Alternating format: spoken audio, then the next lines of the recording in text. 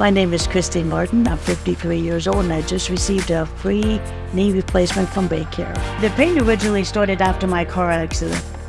I was hit by a car. My leg was crushed under my motorcycle. They had to reconstruction my leg and that hurt. So I've been living with this for about 2 years.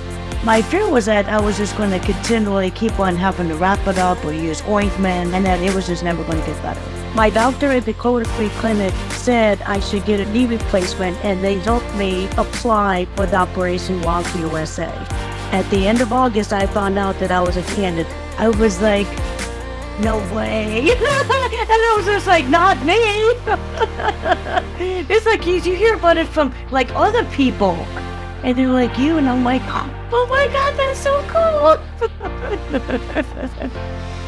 The surgery was pretty good. I don't remember none of it. Hello. I'm fine. How are you?